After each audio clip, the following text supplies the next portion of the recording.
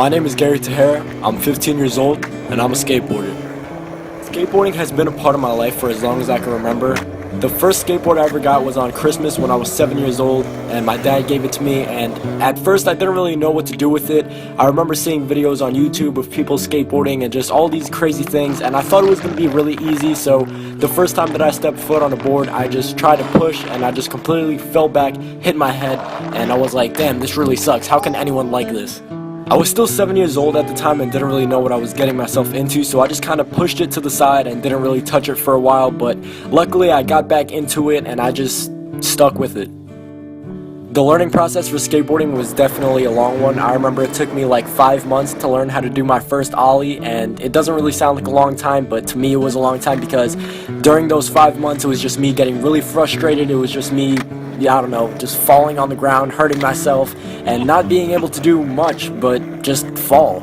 And I mean, I guess at this point I'm kind of used to falling because it's just a part of skateboarding, and pretty much there's no way around it. Like, even the best pros out there, they can't help themselves from falling. Like, if you just fall weird on the board, you're just going straight to the ground. So I mean, it's just a matter of getting back up again and again until you land a trick and roll away.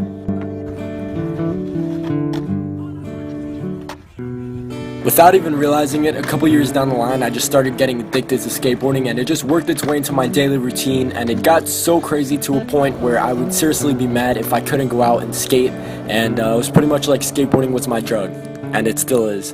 Never in my life did I think that a piece of wood with wheels would have such an impact on my life and it would shape me into the person that I am today, but honestly I'm glad that it did, because without skateboarding I really wouldn't know what I'd be doing right now. Like, if you think of any other sport, basketball you just have to get the ball to the hoop, soccer you have to get the ball to the goal, and football you have to get the ball to the end zone. But with skateboarding it's nothing like that. Like, for all of these other sports you have to go to practice at this time, you have to go to games at this time, you have to practice all of these plays and be able to execute them in a game. With skateboarding it's pretty much just like, here's a skateboard, go out, do whatever you want on whatever you want, and just have fun with it. I think that's one of the reasons why I just keep doing it and I just fell in love with skateboarding, because without skateboarding there's like no creativity. With skateboarding there's just so many things that you could do. There's just, you look at objects in a different way. Like, if you see a park bench, people are just like, oh, that's just for sitting, but in a skateboarding way you're like, wow, I could really skate this. It's hard to explain, but when you're a skateboarder, you just have a different perspective on life as it is, and it's just a really cool feeling, and I just love the fact that I can consider myself a skateboarder.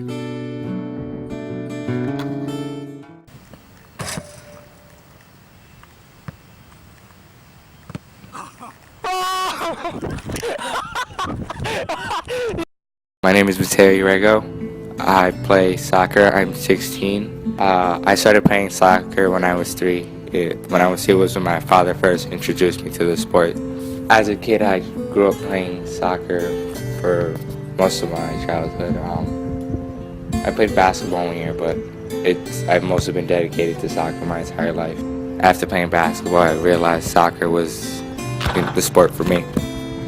Playing basketball for 1 season did help me out for soccer physically, because I was doing double exercise. And growing up watching soccer, I grew up looking up to Ronaldinho. He was a Brazilian soccer player in the early 2000s for the Brazilian national team.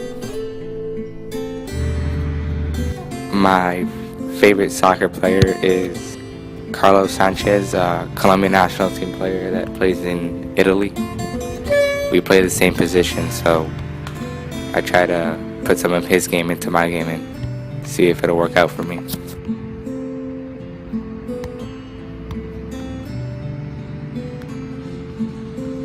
Playing soccer as a freshman was an interesting thing, even though I wasn't the only freshman on the team, and I got lots of minutes. I did get the freshman treatment, but I don't think I got the whole thing, because I guess I just got along with my teammates and it was just something special.